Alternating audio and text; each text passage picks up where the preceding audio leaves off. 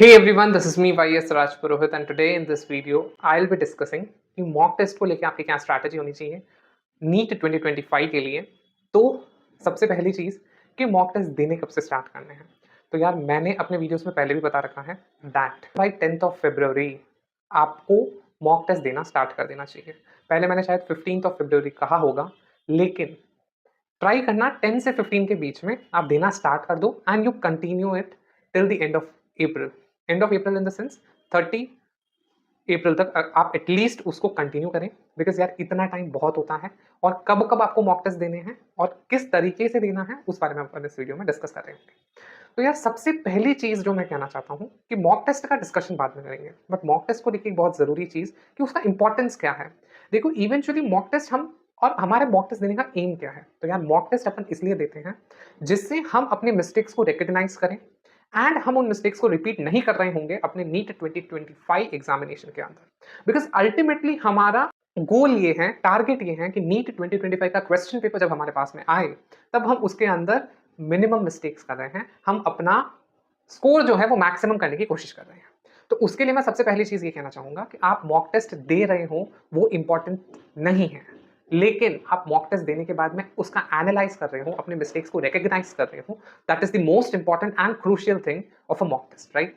तो वो चीज सबसे ज्यादा इंपॉर्टेंट हो जाती है आपके टारगेट को अचीव करने के लिए। एंड इवेंचुअली जब आप नीट 2025 का पेपर देके आओगे तब आपको ये चीज पता चलेगी दैट नीट 2025 के पेपर में आपका जो मॉक टेस्ट, उसकी जो मिस्टेक्स जो आपने रिकॉग्नाइज करी थी एनालिसिस के टाइम पे, उसको आपने कितना हेल्प आउट किया। और एग्जामिनेशन में इवेंचुअली वही है जो आपको हेल्प करेगा नीट 2025 क्रैक करने के लिए। So analysis is the most important thing. Students इसको नहीं करते हैं। स्टूडेंट्स बोलते हैं I am giving a number of test, मैं बहुत सारे मॉक टेस्ट लगा रहा हूं। आप बहुत सारे मॉक टेस्ट लगा रहे हो वो सेंस नहीं रखता। आप 2 पेपर लगा रहे हो as of now, as of 10 से पहले पहले अगर आप हफ्ते के सिर्फ 2 पेपर लगा रहे हो लेकिन उसका एनालिसिस अच्छे से कर रहे हो, इवेंचुअली एट द एंड आपका जो गोल है वो अचीव होके रहेगा। That is the most important thing I would like to say. इसके सिवा और कुछ जरूरी नहीं होता, ठीक है। तो एनालिसिस बहुत ज्यादा इंपॉर्टेंट है। And now I will tell you कि एनालिसिस करना कैसे है, क्या चीजें करनी है। तो सबसे पहली चीज अपन अब आता है मॉक टेस्ट के ऊपर। एज टू मॉक टेस्ट को लेके क्या स्ट्रैटेजी होनी चाहिए, तो यार देखो मॉक टेस्ट जो होते हैं, मैंने ये चीज पहले भी कही है और आज मैं फिर से कह रहा हूं कि 10th ऑफ फेब के बाद में आप daily at least 1 paper you are attending it. आप पेपर एक ही लगाओ, जरूरत नहीं है कि आप दिन के 2 पेपर लगाइए, नहीं। कोई जरूरत नहीं है कि दिन के 3 paper, because I have seen aspirants who have been trying 3 papers a day. लेकिन मैं एक चीज कहूंगा, आप एक पेपर लगाओ बट उसका एनालिसिस अच्छे से कर लो, that is more than enough for you. अगर आप एक पेपर लगाकर उसका एनालिसिस अच्छे से कर लो तो उससे ज्यादा आपको करने की जरूरत नहीं है नीट 2025 एग्जामिनेशन के अंदर। Just a single paper, mistakes को एनालाइज करना है, मिस्टेक्स को रिकॉग्नाइज करना है और हो सके तो उन मिस्टेक्स को एक मिस्टेक नोटबुक में लिखना भी है कि मैंने इस चीज में क्या मिस्टेक करी थी। एंड सेकेंडली आप जो मिस्टेक कर सकते हो, एक क्वेश्चन है, सपोज उसके 4 ऑप्शंस दे रखे हैं बायोलॉजी के अंदर, उसका एक ऑप्शन जो होता है वो करेक्ट होता है, ठीक है। सपोज उसका एक ही ऑप्शन करेक्ट होगा, अब बाकी के 3 ऑप्शंस क्यों रॉन्ग है उसका रीजन भी आपको पता होना चाहिए। That is called as analysis.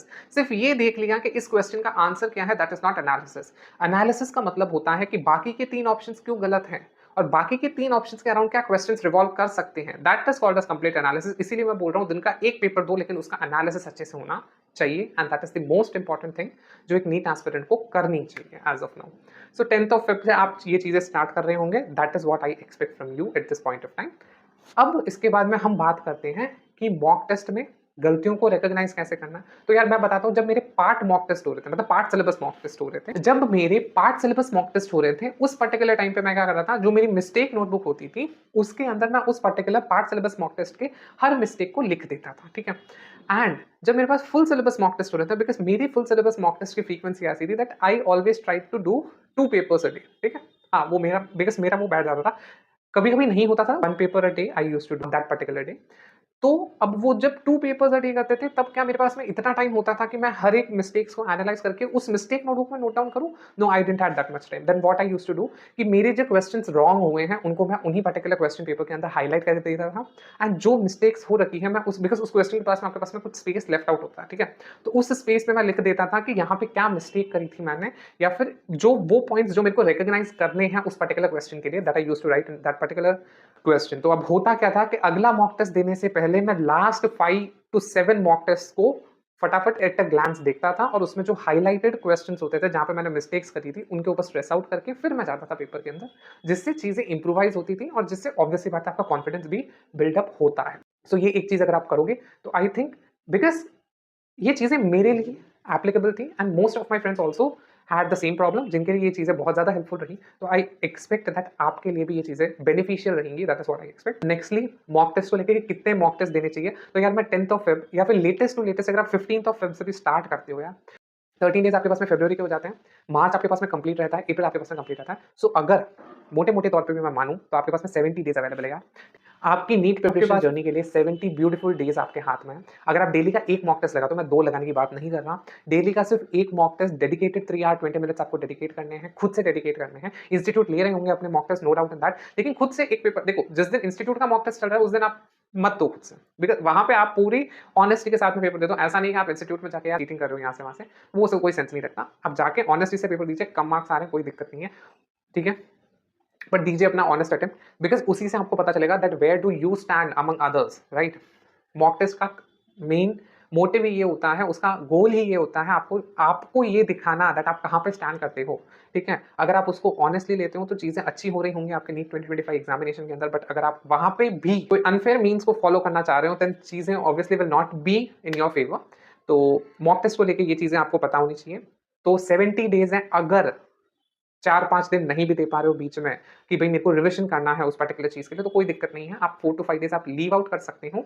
और उन 4 to 5 डेज में आपकी जो चीजें, बिकॉज आप 65 mock test are also more than enough examination में, ठीक है। 60 मॉक टेस्ट में मान के चलता हूँ कि मैक्स टू मैक्स देनी चाहिए बंदे को 60 मॉक टेस्ट में आपके पास में, बिकॉज 60 मॉक टेस्ट जब आप देते हो तो आपके पास में क्वेश्चन रिपीट होकर आ रहे होंगे, बिकॉज 60 मॉक टेस्ट में आप ऑलमोस्ट सारे कवर टॉपिक्स और जो इंपॉर्टेंट क्वेश्चन होते हैं जिससे आपका नीट 2025 का पेपर आएगा वो आप कवर कर चुके होते हो।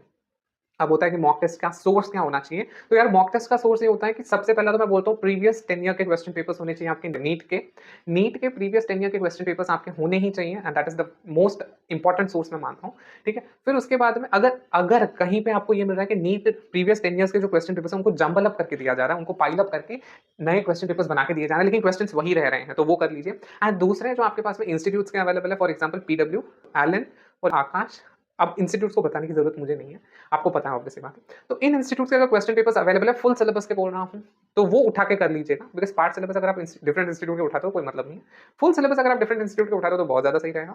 सो आप 3 से 4 इंस्टीट्यूट पकड़ लो और उनके क्वेश्चन पेपर्स उठा लो फुल सिलेबस के।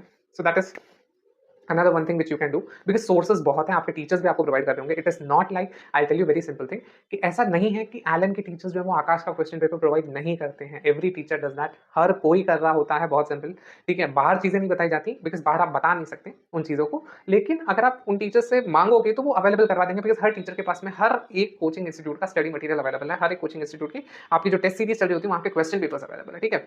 सो ये चीजें आपको पता होनी चाहिए कि आपको पेपर कहाँ से मिल रहे हैं, और इन इंस्टीट्यूट्स के लगा लो, बिकॉज यार इन इंस्टीट्यूट के जो क्वेश्चन पेपर होते हैं वो बहुत हद तक आपके नीट के पेपर से आ रहे होंगे, ठीक है। अब आते हैं अपन टाइम मैनेजमेंट को लेकर कि मॉक टेस्ट में किस सब्जेक्ट को कितना टाइम देना चाहिए ना। यहाँ मॉक टेस्ट के अंदर अगर मैं बात करूँ तो मॉक टेस्ट में आपके पास में देखो, for me biology was very good, तो मैं बायोलॉजी को 50 मिनट्स के अंदर खत्म कर देता था, मैक्स टू मैक्स 50 मिनट्स, उससे ज्यादा नहीं जाना। अगर वर्स्ट केस सिनेरियो है 55 मिनट्स ले जाओ, उससे ज्यादा एक्सटेंड नहीं करना, बिकॉज मेरे को फिजिक्स को टाइम देना होता था। For me physics used to take much time, तो मेरे को उसके लिए ज्यादा अलॉट करना पड़ता था। तो उस केस के अंदर मैं क्या करता था कि मैंने 50 मिनट्स बायोलॉजी को दे दिया एंड 50 मिनट्स मैं केमिस्ट्री को देता था, 70 minutes I used to give to this physics, ठीक है। तो अगर मैं 70 एंड 100 दैट इज 170 मिनट्स हो गए, आपके पास में अलॉटेड टाइम कितना होता है 200 minutes. Now half an hour is left, उस हाफ एन आवर के अंदर आप पेपर एनालाइज करो। कुछ ऐसे क्वेश्चंस जहां पे आपको लगता है कि यहाँ पे मैंने मिस्टेक करी होगी, उस पर एक सेकंड थॉट देने की जरूरत है, उनको आप देख लो, ठीक है। So this is what another thing which I wanted to say, कि इस तरीके से पेपर देना इवेंचुअली। और बहुत से जने ऐसे होते हैं, अब बहुत से जने ऐसे होते हैं, मेरे फ्रेंड्स बहुत से जने ऐसे होते थे जिनका फिजिक्स बहुत अच्छा होता था, तो वो पहले स्टार्टिंग फिजिक्स से करते थे। मेरा बायोलॉजी अच्छा था, मेरे को पता है अगर मैंने फिजिक्स से स्टार्ट किया I will stuck on that particular question,